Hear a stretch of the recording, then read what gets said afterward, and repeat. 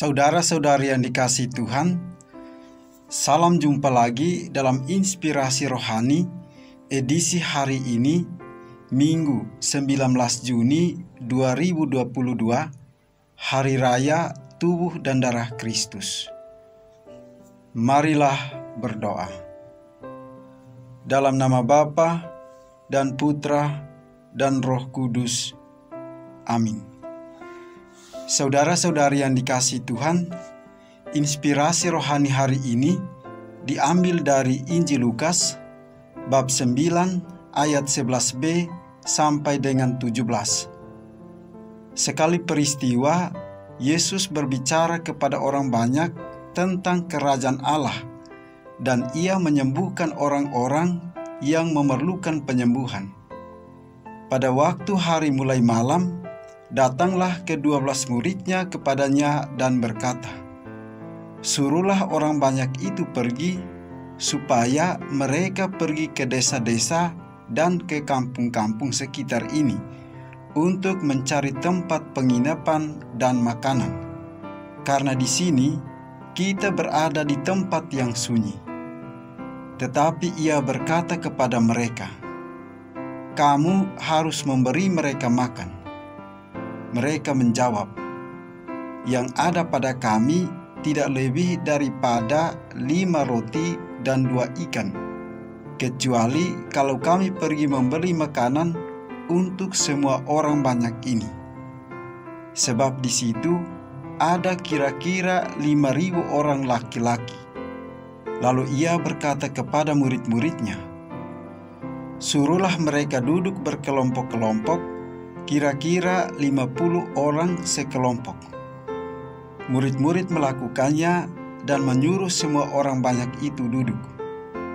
Dan setelah ia mengambil 5 roti dan 2 ikan itu, ia menengadah ke langit, mengucap berkat, lalu memecah-mecahkan roti itu dan memberikannya kepada murid-muridnya supaya dibagi-bagikannya kepada orang banyak.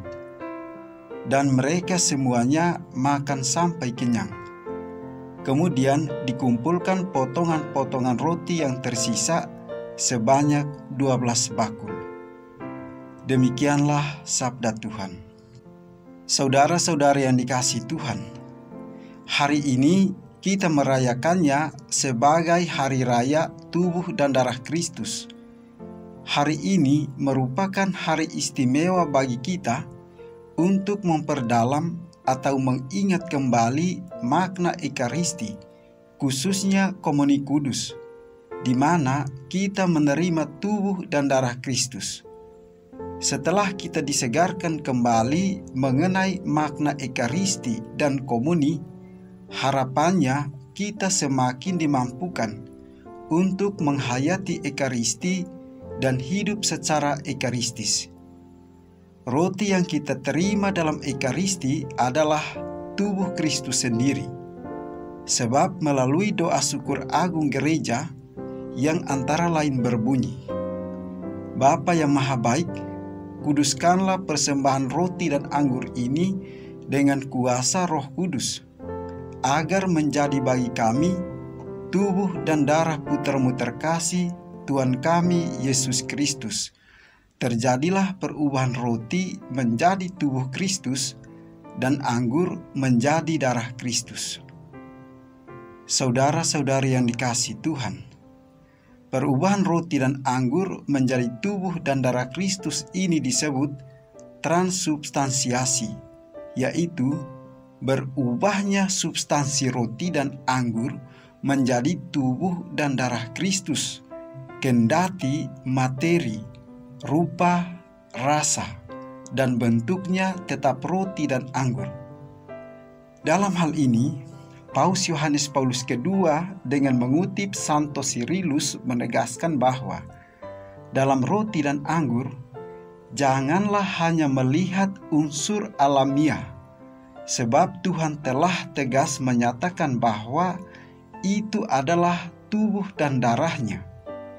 Iman memastikan bagimu, kendati indera menunjukkan yang lain. Dalam setiap bagian dari roti dan dalam setiap tetes anggur, Kristus hadir sepenuhnya dan seutuhnya. Maka kita dapat menerima Kristus baik dalam rupa roti saja atau anggur saja, atau keduanya bersama-sama.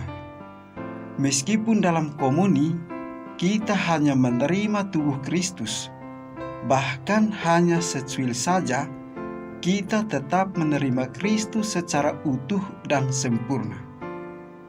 Santo Paulus menegaskan bahwa dengan makan roti Ekaristi yang adalah tubuh Kristus, kita memberitakan kematian Tuhan sampai Ia datang. Setiap kali kamu makan roti ini dan minum cawan ini, kamu memberitakan kematian Tuhan sampai Ia datang. Ada dua hal penting di sini, yaitu menyangkut iman kita akan wafat atau kematian Yesus dan kedatangannya kembali. Yang pertama mengenai wafat Yesus. Dalam suratnya kepada jemaat di Korintus, Santo Paulus menegaskan makna wafat Yesus. Kristus telah mati karena dosa-dosa kita. Hal yang sama dinyatakan oleh Santo Petrus. Kristus telah mati sekali untuk segala dosa kita. Yang kedua, mengenai kedatangannya kembali. Maksud kedatangannya kembali tidak lain dan tidak bukan juga untuk menyelamatkan kita. Hal ini disabdakan Yesus sendiri. Di rumah Bapakku banyak tempat tinggal, sebab aku pergi ke sana untuk menyediakan tempat bagimu. Aku akan datang kembali dan membawa kamu ke tempatku, supaya di tempat di mana aku berada, kamu pun berada. Jadi, baik wafat Kristus maupun kedatangannya kembali, semuanya dimaksudkan untuk menyelamatkan kita. Saudara-saudari yang dikasihi Tuhan, tugas kita untuk memberitakan kematian Tuhan ini pertama-tama berarti memberi kesaksian akan belas kasih dan pengorbanan Kristus demi keselamatan kita. Hal ini berarti kita harus menjadi tanda dan sarana kehadiran Kristus yang penuh belas kasih dan menghendaki kamu harus memberi mereka makan. Ia menghendaki agar kita berkorban untuk berbagi kepada sesama sebagaimana Kristus sendiri telah mengorbankan diri bagi kita supaya kita mendapat bagian dalam kehidupannya yang ilahi dan mulia. Kita diharapkan mau berbagi 5 roti dan 2 ikan.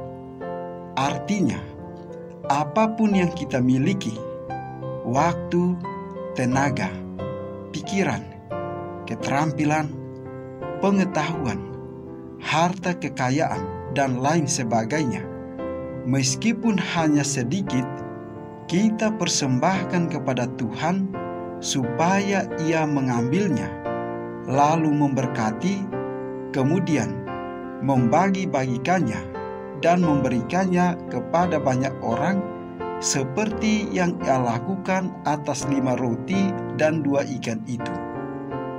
Saudara-saudari yang dikasihi Tuhan, hidup yang diberkati Tuhan dan dibagi-bagikan inilah yang seringkali disebut sebagai hidup yang ekaristis.